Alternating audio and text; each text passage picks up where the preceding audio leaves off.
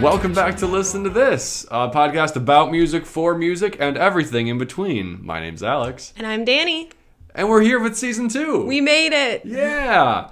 I mean, admittedly, it's only been a couple of months. That's true. But hopefully, at the very least, just from the audio you're hearing right now, you can tell we've kicked it up a notch, which is a notch that could have been kicked up back to the very first episode, but I was an idiot and didn't know that. But yeah, we each have our own mic now, so hopefully there will be a little less of an echo. We're also recording it on the very last day of 2020, meaning we survived, which is great and awesome. The year that felt like it was 2 years put into one. It was 2020 years is what it was. Yeah, started with Tiger King, and a hope that it'll end. And ended with no, and then in the middle we got that mass pandemic, and now at the end we're starting to see the glimpses of hope because the vaccines are going out. That's true. Yeah. So hopefully this is a turn, not just a turn of another year, but a turn of the end of the pandemic. Yeah, we can all go back to our regular lifestyles, or at the very least, regularly scheduled program. Yeah.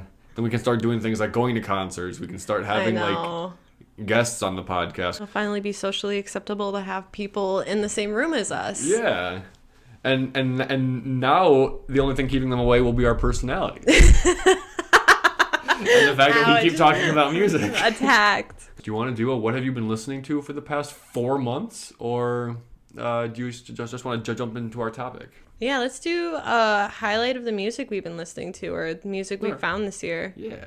Because I can start that out with joking with you the last episode about Taylor Swift's new album and how I'm going to listen to it, but it's going to take me a minute to get into it. And since then, she's released another album, I know, too. I'm so slow to it. But I finally listened to Folklore was the first one. And I really got into the song The Last Great American Dynasty. I don't know why. I don't know if it's because it's telling a story about a woman who actually existed and like kind of that weird glitzy, glamoury sort of life that they lived. But it's just a nice song to listen to. It's just a really catchy song. And then turning that dime, I found this one artist on Facebook, actually, from one of the music ads, Winona Oak. She has a song called She, and it's kind of like the Dr. Jekyll and Mr. Hyde sort of deal. On the one side, you know, you're going for this goal of being famous, but on the other side, it like kind of turns you into this other person. Isn't necessarily who you want to be, who you wanted to be when you started. Yeah. Also, too, ending this year, I feel like you're actually gonna like this, but where I got it from, you're gonna be like, that tracks. So, started the year on Netflix watching Tiger King, ended the year on Netflix watching Bridgerton. I just heard about that yesterday from one of my employees. It's like if Pride and Prejudice, Gossip Girl, and 50 Shades of Grey kind of had... That's a weird mixture. It is a very weird mixture. It actually kind of works a little bit, except for don't watch it with your parents. But what got me into it is they turned pop songs into a string quartet song. Oh, no way. And they have Bad Guy by Billie Eilish, Thank You Next by Ariana Grande. Somehow it works really well. The one I liked was Wildest Dreams by Taylor Swift and Girls Like You from Maroon 5. Okay. That actually turned... I mean, it's on Spotify and Apple Music if people are interested in it. I think you just search Bridgerton and it'll bring up probably an OST thing. Yeah, but I love it. There's something so... I always liked piano tracks of things, so listening to like a string quartet just amps everything up. I love it. Of those 4 you listed, Thank You Next, I could definitely see with strings. Like, I think I could actually work really well. You first hear it and you're kind of like, oh my God, I can't believe they did this. And then you're like listening, you're like, wow, this is actually like really cool that they did that. It's all right. So yeah, that's pretty much all. I've just been re-listening to Stronger Than Ever by Raleigh Ritchie because I really love that song. I'm really happy you showed me that song because I love it. And pretty much just Bryce Vine. That's been my go-to highlights for this year. How appropriate that you just got off of COVID and you're listening to Stronger Than Ever. I know. Whatever gets you through it. whatever gets you up and going. I I definitely, because I'm a one-trick pony, was listening to or refound a lot of older songs. Not, I'm saying older, but I'm saying like 6-year-old songs. But they're just things that I'd never like gotten around to listening to, like a few Simple Plan songs or like Blink-182's entire album of 9. Like I never actually listened to the whole thing front to back until recently. But my SoundCloud boys have actually had a lot of things come out, especially one of them, Sewer Person. That guy just like never stops working. He is always making new stuff. He had an album come out on Halloween, Face Eater, really good album. Then he had an EP come out like 3 weeks later called Eyeball Soup, or maybe it wasn't 3 weeks, but it was within a month, which is interesting because it isn't the usual hip hop stuff. It's actually acoustic. Ooh. His voice is still just kind of, it has that vocal quality of being a little bit whiny, kind of like the Phrase lead singer. His voice is kind of a bit whinier, so it almost has like the same style as if it was being auto-tuned. But it still works acoustically, and it was really well done. And then he had another album, maybe EP, called Comet 3 come out this month in December. That one's all right. I mentioned that my favorite, 93 Feet of Smoke, had an album come out back in June called Sofubi, and that it wasn't his best album. And you even made the comment, would it be a good starter album? And I'm like, no, it actually really wouldn't. Like, I don't think you'd be able to blindly listen to it and be like, I like this guy. You have to like already be a fan, and you can be like, oh, okay, he's trying something new, kind of thing. But he had a joined a duet EP, like it's listed under both their names, with him and his roommate Fatsy, called Quantum Mountain, and that EP is incredible. They actually have made a part 3 to one of their like ongoing series of songs. Songs themselves aren't related beyond the guitar riff, but Scrape My Knee Part 3 was really good. Otherwise, I got a bunch of indie music from my girlfriend because we made each other playlists for Christmas. Aww. And a lot of the things on there were artists that I already knew or knew of from her talking about them, but I never like listened to really. That's how I got some new Taylor Swift songs, more Regina Spektor songs, more Mallrats songs, Caroline Polachek. She's really good. Holy crap! But no, but just looking through like, yeah, I was like, yeah, this one was good too. But yeah, B's really into like the. Maybe this will make sense, like the ethereal, like lo-fi sound quality to music, which is prevalent in indie music. So it's kind of what she goes for mostly. I mean, she's totally okay with me playing my either emo, hip hop, or pop punk music. But something I had discovered, you had mentioned in, I want to say episode 10 or 11, what you were listening to recently, or maybe it was topically. You brought up Paufu for coffee or Deathbed Coffee for Your Head, the TikTok song. Yeah, so I'm pretty sure you already mentioned how that song was originally the girl's vocals and Paufu just sampled it and did some raps and whatever. Yeah, he's actually one of the SoundCloud guys. Oh, he actually really? isn't like a big artist, and Paufu is his rap name, and when he's singing, he goes by No Cape, all lowercase. And I admittedly like his No Cape stuff more than his Paufu stuff, but I was just fascinated by that. I'm like, oh wait, he's with artists that I listen to and stuff. He's That's awesome because I didn't know he came from SoundCloud. I just knew that Deathbed song blew up on TikTok, and then I noticed it being sampled in like commercials and things like that too. Yeah, so I was like, oh, okay, this is jumping off, but I never really looked in too much more to find out that he had another. Another. I mean, it's just another SoundCloud name, and that like, No Cape has like maybe 5 songs under it. Paufu has way more. Yeah.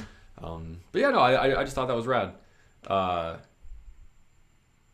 The 2 random ones in this list here I'm going to throw out are I've been listening to the Alien Ant Farm cover of Smooth Criminal again. Oh my god! Just 'cause, and I love the music video too. I mean, the guys are all, admittedly kind of goofy looking, like it's mid-aughts pop punk. Yeah, that part that he has going on. The shaved thing in the middle. But I like in the first chorus and they're on the boxing ring and they all start leaning, like doing the Michael Jackson lean while staring into the camera. I like that. And then in a more serious thing, this band Seaway, like sea like water, SEA. Oh, I know them. Their song Mrs. David is incredible. Like that's I like it a lot. Admittedly, I can't watch the music video just because of who I am as a person, and they're like, I look at them and go, oh god, these hipsters, kind of thing. But if it's just the music, I really, really like it. Is it spelled Seaway? Yeah. I have their version of Closer. I don't know how I found it, but it's like a soft indie version of the Chainsmoker featuring Halsey song. Oh, right. I really liked it. Yeah, Mrs. David isn't like soft or anything. It's some mix between pop punk and indie rock. Yeah. Kind of thing. But I would definitely recommend checking that out. I haven't heard the whole album. I've only heard the one song, but I'm interested in hearing the rest of it after really getting to enjoy that one. It was funny too because I was just talking about Alien Ant Farm like a few weeks ago when it was a little bit warmer because Ty brought him up about their stunt that they pulled. I think it was some music award show At the BET Music That's Awards. what it was. And they recorded it for a music video. That's such a douchey thing to do. It was. I think it's hilarious. So for context, for people who don't know, Yeah. Alien Ant Farm got signed after they rented out rooftop space across from the BET Awards. So when people were coming through, they were up on this roof playing a whole set, and everybody was just kind of like so confused about who they were. And they finally, after I think their entire set, the cops finally got up there and arrested them all for, I think, disturbing the peace, even Probably, though yeah. something else is going down way below. That was, I mean, it looked like a lot of people were enjoying it, and a lot of people are just kind of like, who are these white dudes and what are they doing? But it's a smart publicity move. Well, and you can actually see the whole thing. I'm sure it's been documented somewhere, but it's been documented the best in their music video for their song These Days, because that's what the music video is. It's Yeah. the performance and them on the rooftop going for it. Yeah, and then all the like media coverage too, like the little screenshots of like disturbance on the roof. Yeah. I really like the song too. There's another song I liked by them where they're in a movie theater and they jump. Movies, I think it's called. Oh, really? I believe that's what it's called. Oh, that's easy enough. Yeah. There we go. Well, the thing is, though, I can't get into their music. Like, they have a pretty passionate following. Like, if you meet someone who would say, I'm an Alien Ant Farm fan, and not just, I like some of their songs. If they said, I'm a fan, then they're a fan. Yeah. Like, they're, like, into it. And for me, it's just, with the exception of Smooth Criminal, none of their music had, like, I couldn't, like, it wasn't catchy enough for me. I couldn't, it would just wouldn't stay in my head. I would characterize them as a less rap-oriented and less serious Limp Bizkit.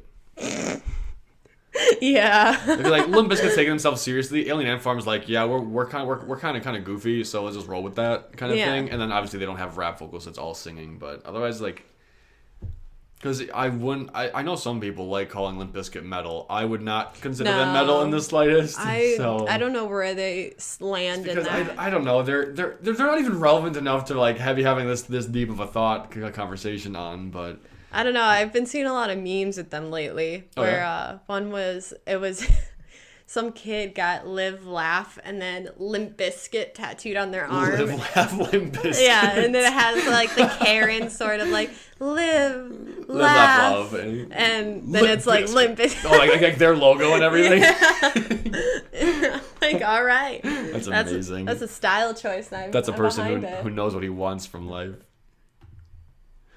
Okay.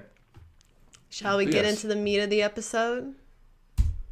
I'm kind of noticing a trend. Both of our season openers have been best ofs the year. Usually you would think that would be the last episode of the season. Yeah. But just like how our pilot episode, we talked about some hits from 2019 and I guess life. We're going to kind of do a recap here of some things, highlights, lowlights of 2020. I'll probably mention my Spotify Wrapped again because that was hilarious to me. I apparently really got into Drugs and Candy by All Time Low. Thank you for adding an artist name there. Yeah. Well, I feel like I need to at that point. I got really into Drugs and Candy. Anyway, what's new with you? Hey, some people, quarantine, it gets them. Yeah, you gotta find some way to pass the time. But yeah, no, what did it say? I streamed it the most February 7th, and by October 13th, it said I had streamed it over 100 times. Damn. And I'm like, I didn't even realize. I guess it was just my background song Yeah. for stuff, especially when I'm driving. Like, I just put on a playlist so I don't mess with my phone. Mm-hmm. And I guess that was the song that came on. I'm sure I've mentioned a billion times before, but here's a billion and one. I don't really do music streaming. It's just, I don't know, there's just something about it. It just doesn't stick with me. So I don't have any kind of raft to reference, but I definitely come out with things that I've enjoyed a lot. Like Dermot Kennedy, obviously last year is when his debut album came out, but he released like the Ultimate Edition.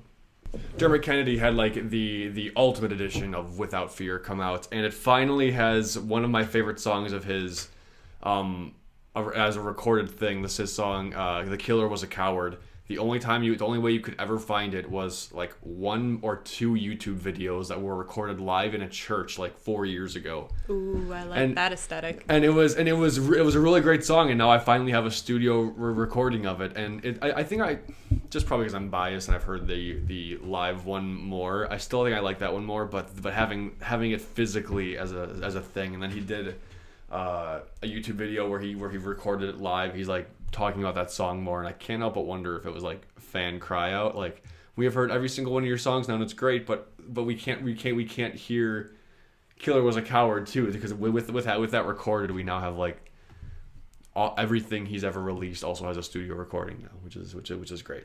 That's a nice milestone. Yeah. Also, so B got me some, I'm actually wearing the shirt, some Dermot swag for Christmas.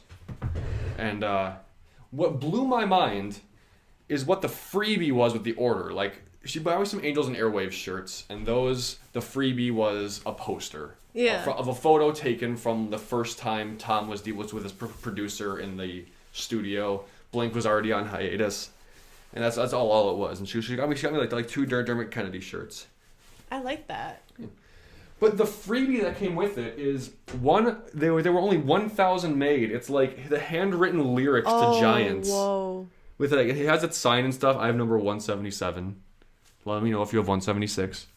And stuff. And I was like, how is that the free thing that comes with a T-shirt? Yeah, I figured that's you'd buy that amazing. and you would get the T-shirt for free.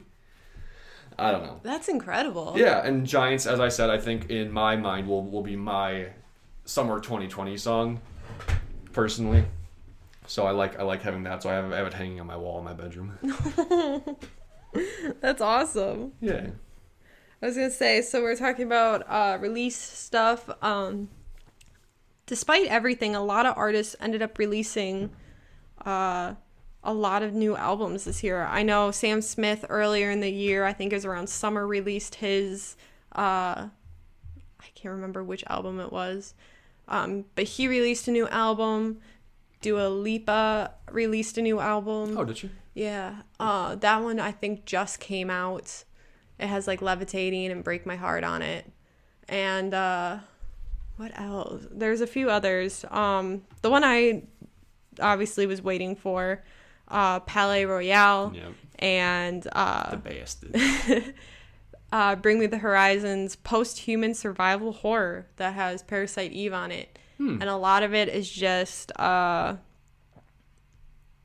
kind of referencing the whole pandemic situation and just, the isolation that comes with it and a lot of the mindset that comes with it. So you have Parasite Eve that sounds like it's kind of laughing at it, but it's laughing more at the human reaction.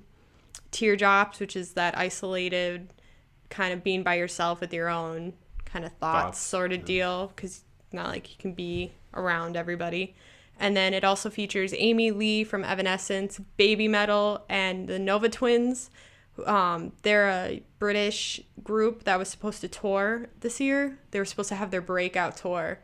And, sad. and then COVID hit and they couldn't do, I guess they had like all kinds of different venues that they were like only could dream of actually being able to perform there. And then COVID happened and that all went to shit. That's awful. Pardon my French. So I guess Bring Me the Horizon reached out to them and was like, hey, we have the song. Here it is. We want you to feature on it.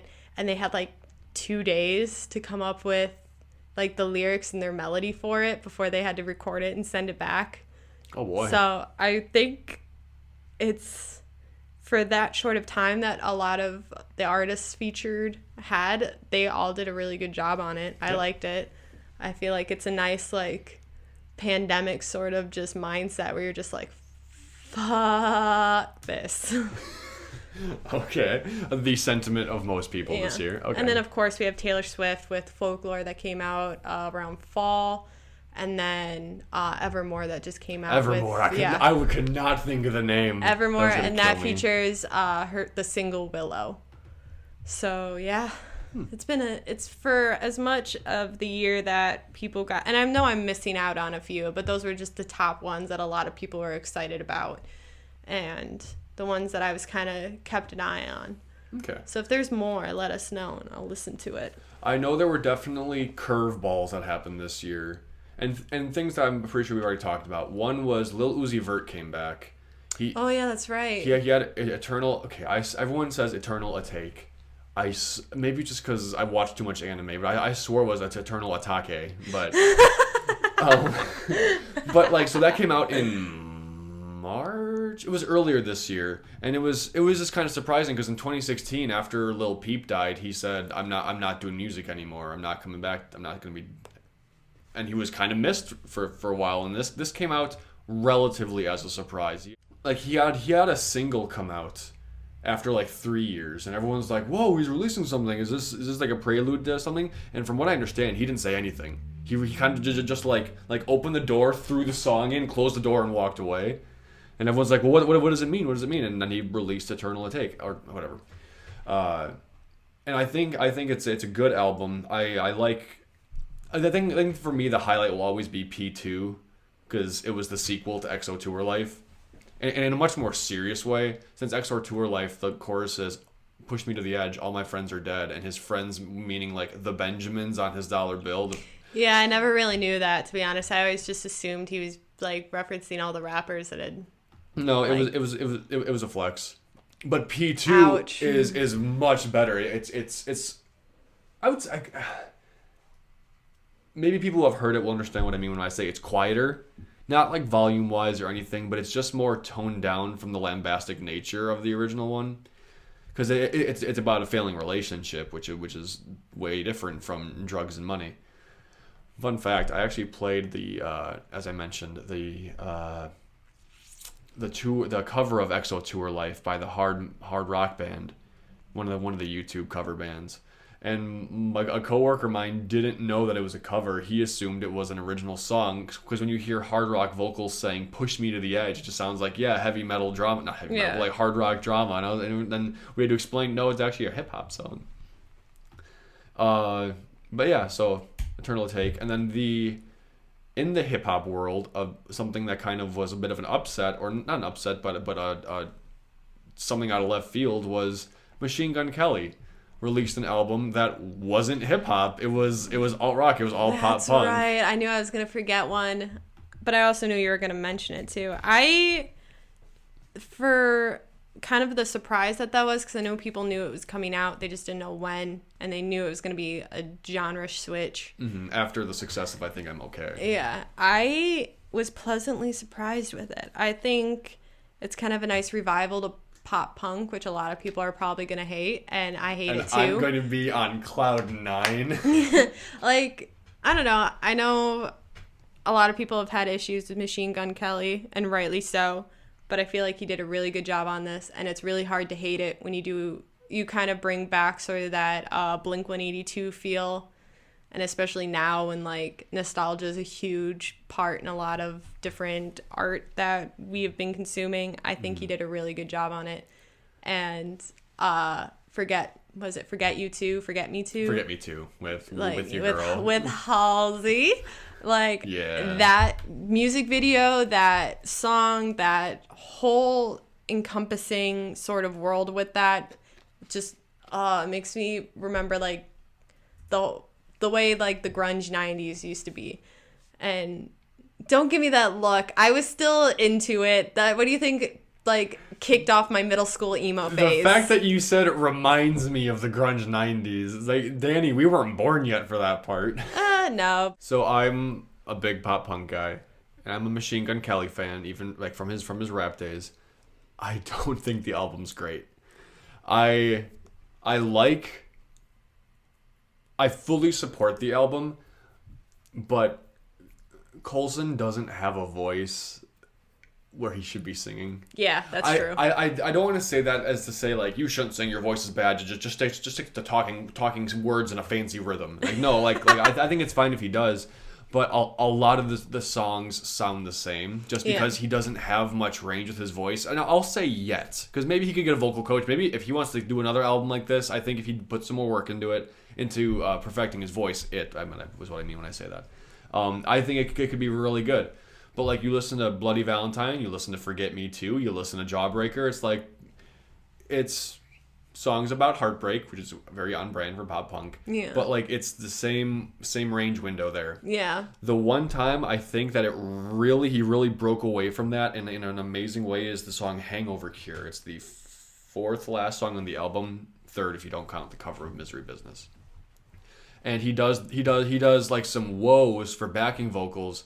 And it sounds pretty damn good. Like it's a good closing thing. I think maybe if he wants to stay in hip hop, he could still. I'm pretty sure he's happy with how the album turned out and all the feedback it's gotten. But if he decides that was fun and goes back to hip hop, I still think he would be an amazing guest vocalist in pop punk songs. Agreed. Like I could see him doing a song with All Time Low. I could see him doing a song with Blink. Well, he actually did do a song with Kellen Quinn's band, was Sleeping with Sirens. Really? He has done a song back, like, when he was still, when was it?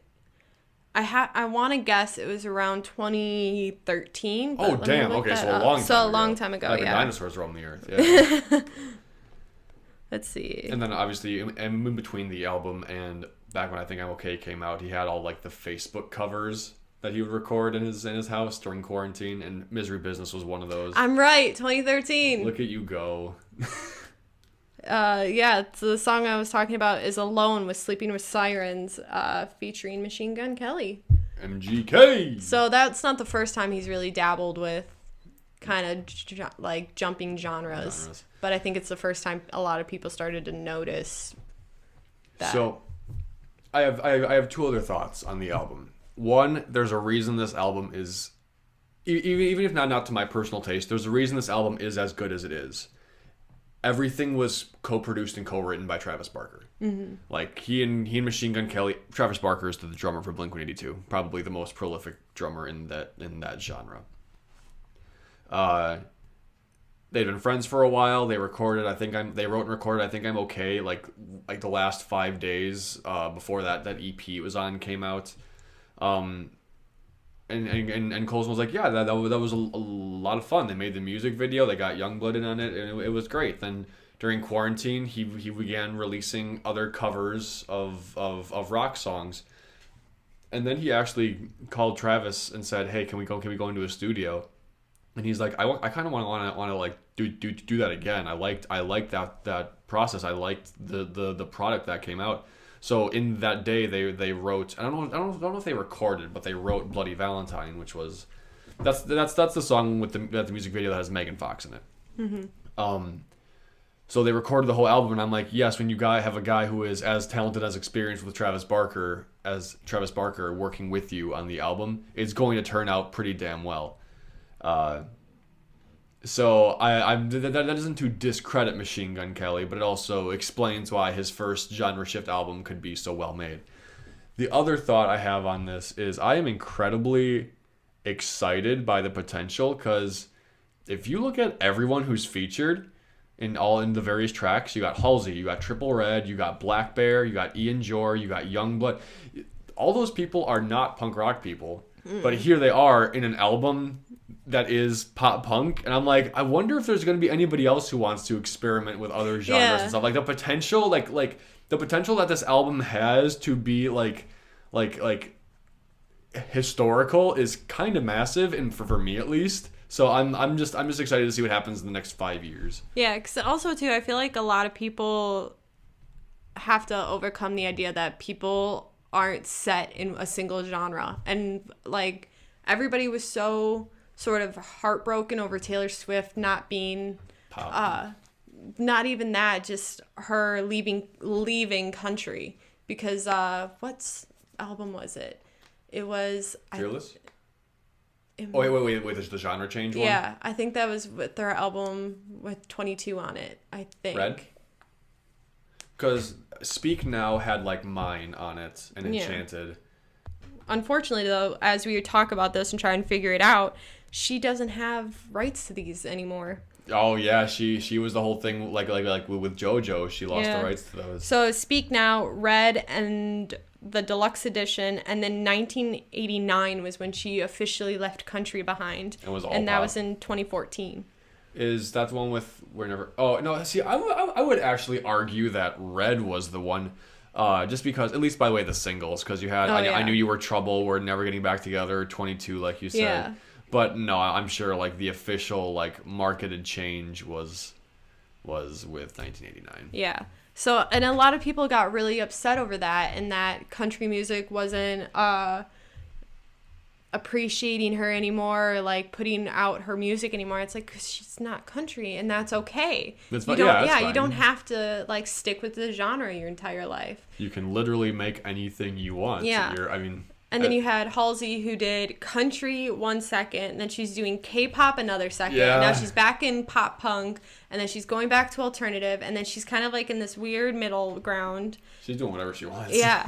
Like, and even with Ariana Grande, she kind of had a weird shift where she went from like pop to like R&B, and now she's kind of like in this weird middle ground. She sampled a lot of Mac Miller's former work, and then puts over like a like sultry R&B sort of deal, but now it's back to kind of being poppy. So she's obviously been changing, kind of in the same realm, but she's definitely jumping circles a lot more and adding more to her music.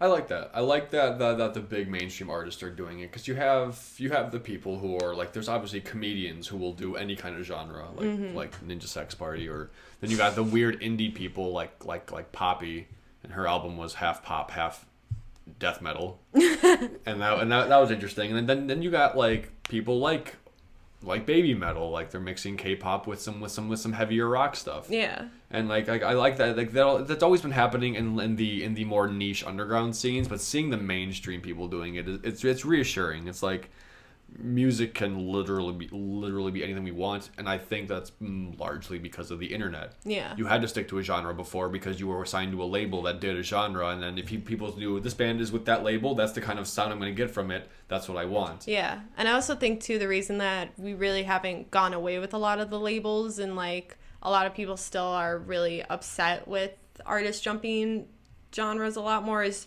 because they don't fit into the music awards. It's harder to pin them down because you have the sampled out, this is the top in pop, this is the top in country, this is the top in metal and stuff. Like, if you take away the labels, you pretty much screw them up. So I think a lot of people are still trying to pin them down, and when they don't do that, it screws up the award season for what label's going to get what award. Pardon my French, but suck my dick. Who cares? Okay. And I mean, I could be completely wrong. That's just speculation on my part. Even Raleigh Ritchie this year with Andy, when that came out, it wasn't quite the same R&B that he had from You're a Man Now Boy. There were songs that had a bit more pop to it, and there was more live instrumentation, and there were like choirs as backing vocals. It was kind of, I guess, like, you could argue that jazz and soul and R&B are all very much easily mixed, but still, that was a small shift in sound. He didn't just make a whole new album.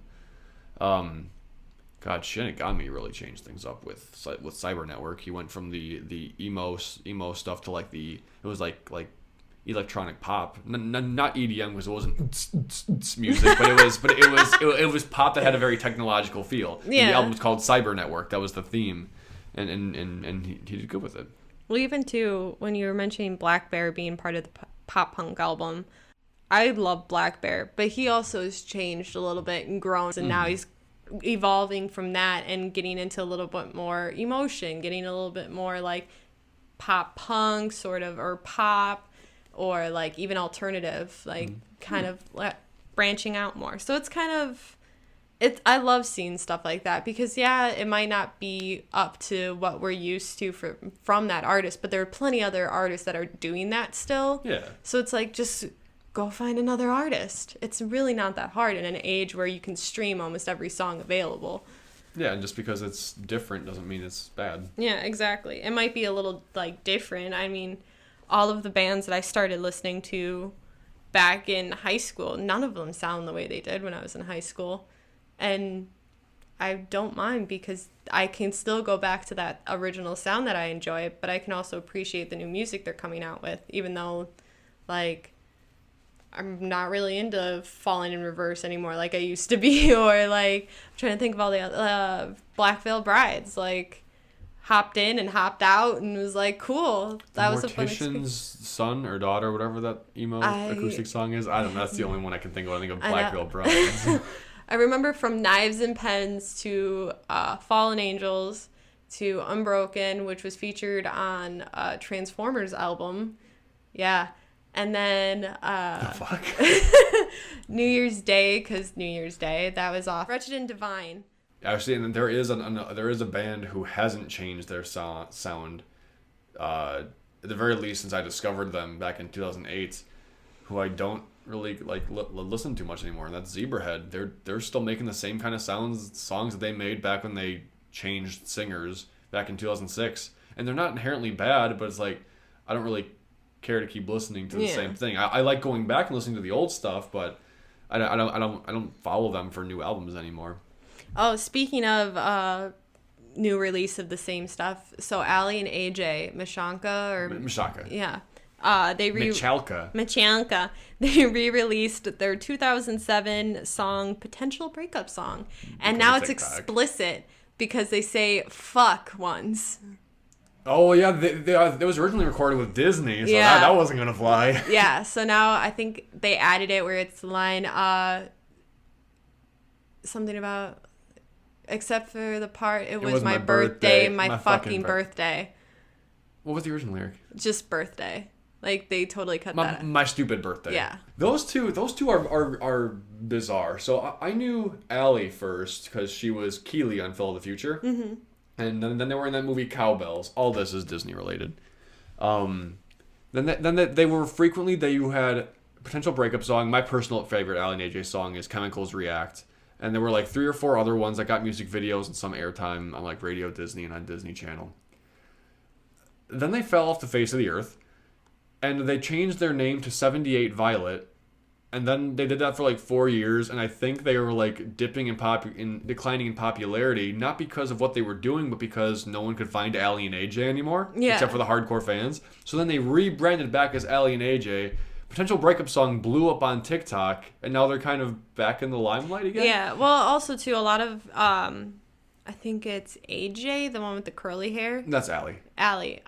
She was in Hellcats in the CW back when I was in high school. Tom Welling produced that. Yeah. Really? Yeah. Huh. Then she was in iZombie. Oh, she was? Yeah. And then she was in something else for a little bit. And then, so I know she's been acting throughout the years that they've dropped off as the music group. AJ actually has, to a much lesser degree, usually in like recurring characters for sitcoms. But she's been doing some stuff too. Yeah, so they've definitely been busy, but yeah, it's weird hearing that song come back. I when we're done here, I'm going to listen to that. I want to hear it. I want to hear it. Yeah, I wonder if they changed anything else to it. If just that one lyric or if they changed something else to it. But Is it self-produced, do you know? Offhand, I don't know. I can't help but wonder. Just on the topic of like JoJo and Taylor Swift, I wonder if they like had to re-record it if they wanted to be able to. I'm sure too, because of Disney owned the rights. I mean, yeah, and obviously they have a death grip on everything that they touch. Be part of Disney. Oh, so they've been away from Disney at least since 2019 because this is their latest EP's album cover. Yep. That's some nice bikinis. And that's just... There weren't bikinis. It was hands with gloves. I'm trying to put it mildly. Oh, yeah, it is. They're doing something self-produced because their label is 78 Violet Music LLC. Nice. So that's cool. I mean, hey, you get... it's the best way to get creative freedom. Yeah, at that point. changing gears, I think we would be remiss. We don't have to dwell on it too long, but we'd be remiss if we didn't talk about Juice WRLD's album this year. Ooh, yeah. Rip Juice WRLD, and there was a song with Halsey. That's probably the most famous one off that album. Life's a Mess, really? Yeah, isn't that the big one? I thought it was Come and Go off of that album, because I've heard that a lot. I can probably look up the streams for it and see which one. Some streams. The streams. The only one I'd heard was Life's a Mess, so perhaps I'm mistaken, but... Ooh, but Come and Go has Marshmello in it. Yeah, that's probably it. So it looks like Wishing Well off of that album is the highest streamed one. Otherwise, yep, second best is Come and Go. Yeah, off his 2020 album, Legends Never Die. Okay. Oh, that one's produced by Dr. Luke. That explains it. Even with all the controversy surrounding that guy, if he touches something, it becomes a pop hit. Which is unfortunate. I mean, but hey, because of him, we have Doja Cat. That's true. I want to mark her as like the 2020 breakout thing, because after being... Well, why don't you say so? I hate God, I'm you. so fucking funny. Oh my God.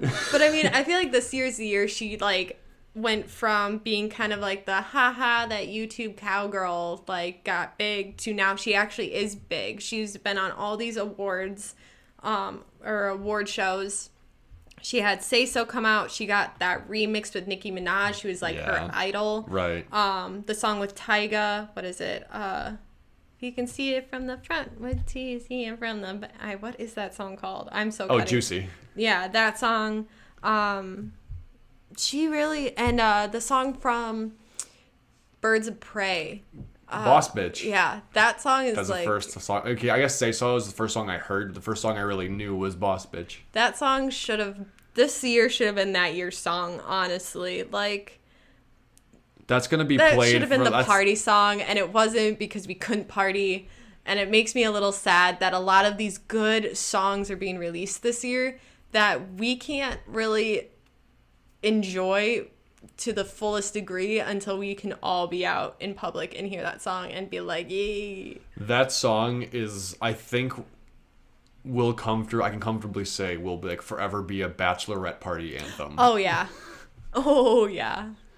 Or like, I'm 21. Yeah, I'm a bitch. I'm a boss. It's like, you are broke and we know it. But no, and like I also think I haven't done too much research, but it seems like Doja Cat's a relatively decent person too. Like I watched her stream a live reaction to a Japanese cover of Say So, and she was like, "This girl's so talented. Look at her go!" And she had like pause the stream so she could like freak out and be excited about it. Yeah, I think the only controversy that really surrounded her was back when they found her on some Facebook group chat where they were just sending memes to each other and she was saying some rather explicit racially homophobic slurs. Yeah. That was the thing.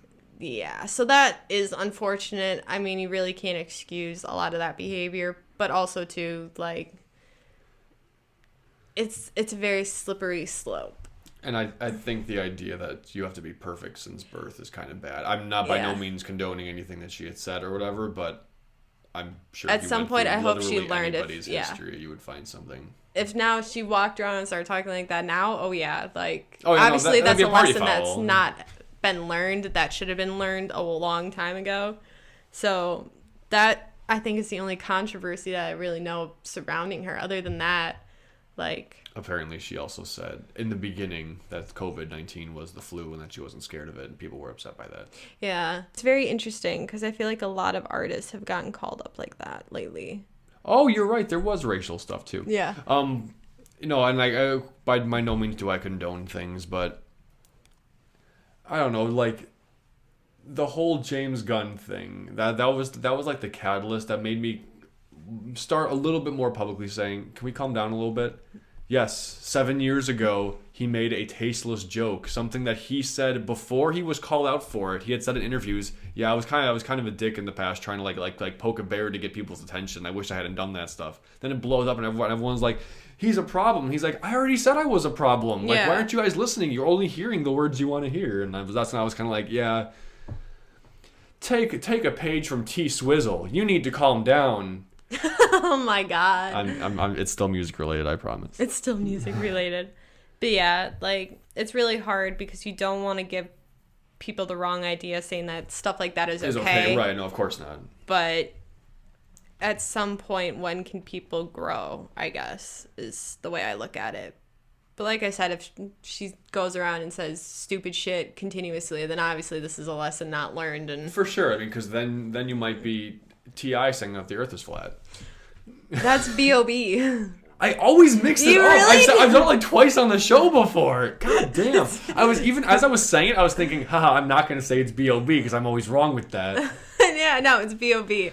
I know, that really hurt. That hurt. I don't even know if he still says it or not, but I think he actually believes it. yeah. Yeah. I know that the Flat Earth Society kind of like accepts the fact that Logan Paul is trolling them. Even they're like, yeah, we know he's not actually a flat earther. God. I do want to talk about TikTok though while we're discussing things like that. Okay, cool. Continue. Oh, you can go first. I was only gonna have one small tidbit. Oh no, then continue. Okay. So it's been a kind of a platform for some older celebrities, not older celebrities, but people who have fallen out of the limelight to kind of get back into the limelight. One of the number one people is Jason Derulo. And there's that one trend, I don't know what the actual song is. But it's Savage Love. No, the original, though. Oh, the original? Yeah, I'm not sure. With the shoulder, hand up, then either dance, or if you're a guy who doesn't want to look too feminine, you put the hand in front of you. Like, it'll look like you're, like, riding. Anyway. And then he took that and sampled it and made Savage Love, which, I mean, it's not like it's like a mind-blowingly good song, but it's a lot of fun. I enjoy it a lot. I finally listened to that whole song, like, because I was curious. I had always seen the tidbits of it. I'm like, all right, well, let's see what oh my God, the lyrics are hilarious. Yeah. Like, oh, she doesn't like me. I mean, this is the guy, though, that made a song about masturbating. So I'm not expecting that. In my head. Oh. Okay, it's not actually, but I swear to God, you listen to those lyrics. Plug your ears. But no, I think TikTok has been, and like I'm a user. I'm not a TikToker, but like I follow people on it. I use it probably once a day or so, and I've actually found music from it. Yeah. So I actually get excited when there's a new trend because almost always I won't be too sold on it. I'll be like, all right, I've heard this song before, heard this song before. But then after a while, maybe it's Stockholm Syndrome. I'm like, I like that song. I should download that song. As was the case with Say So or Coffee or there's other examples I can't think of them off the top of my head. Well, the one I was going to say too, just bringing it up. What? It also helped bring back Simple Plan's I'm Just a Kid. So pop punk again. You're so happy. But I was gonna say this year is definitely like a meme year.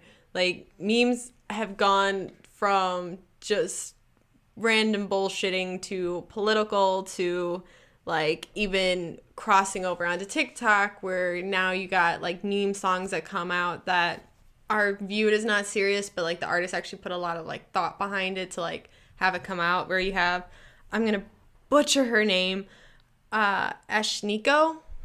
So she had Stupid Boy, I think it's just called Stupid. How does that one go? Stupid boy think that I need him. And she's walking around down the street and she's all bloody and she's got like nails the size of like small claws. I guess I'm not familiar with that one. It's a pretty interesting song. Like I really don't mind it. But then she came out with a more serious song, Daisy, that has a music video out for it too.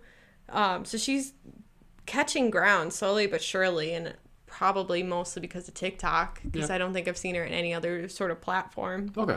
And then I marked Powfu as well because that song is just really catchy, and for a long time it dominated a lot of TikTok videos that I had seen. Yeah. And then of course Cardi B, Megan Thee Stallion, WAP. Let's be honest, WAP got traction on TikTok because radio would not play it. And so that is what it had to live. That makes sense. Yeah, obviously the radio won't play it. I mean, and the trend became so big. Jack Black has a dance to it, like a TikTok dance to it, and it's hilarious. And I highly recommend it. Decently PG-13 for Jack Black. Even though he's not to everyone's taste, I will give that Jack Black is a comedian who is okay just doing whatever. Yeah. He made a Let's Play channel. Jablinski Games, just because he wanted to. He's like, this will be funny. Oh my God. But then too, I have to quick mention, I feel like TikTok also helped Megan Thee Stallion a lot with Savage in the beginning of the year around the time of Tiger King, because then there was the Beyonce remix that came out like right after it. And I just seen her a lot on TikTok. Well, did you know my theory as to why that is because one of her biggest fans is Charli D'Amelio, who's the #1 user on TikTok. That's fair. Like, her bio on TikTok is, I'm a Megan Thee Stallion stan for life. Yeah, so I'm that'll like, do it. That'll do it.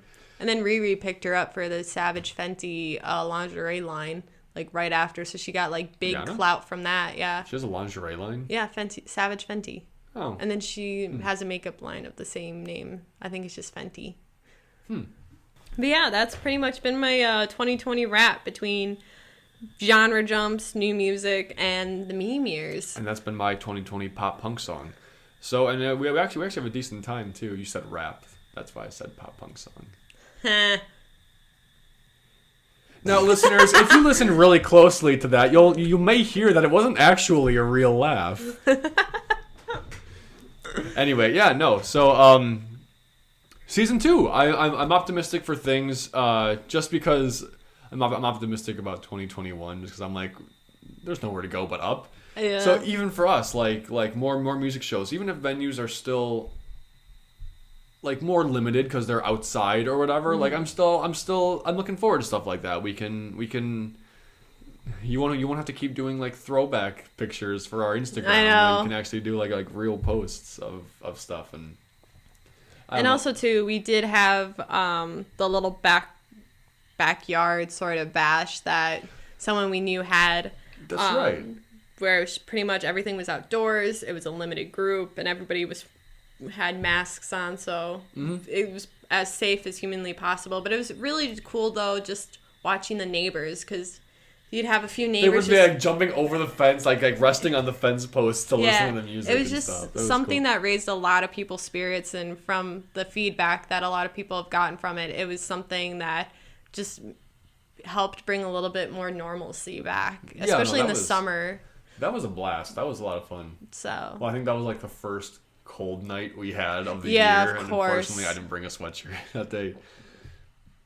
You had to go into the mic. But yeah, I mean, mean, that was. I don't know how well it did for everyone, but I had an absolute blast there, and it seemed like a lot of other people did too. Yeah, so that was really nice, and hopefully in the future we'll have something more like that, where sort of a limited gathering, limited space sort of deal, but if outside, and more people can chip into something like that, or more venues start doing something like that, I think it would help a lot going forward with local music and the music industry itself. And then assuming things are on the upswing, we'll have Summerfest again this year. And I just have to assume, knowing us, that'll be a jam-packed episode where we talk about Summerfest. Oh yeah, that might be like a 2-episode thing, like part 1 and part 2 of all the shenanigans, depending on how it goes. For sure. But yeah, first episode 2 mics.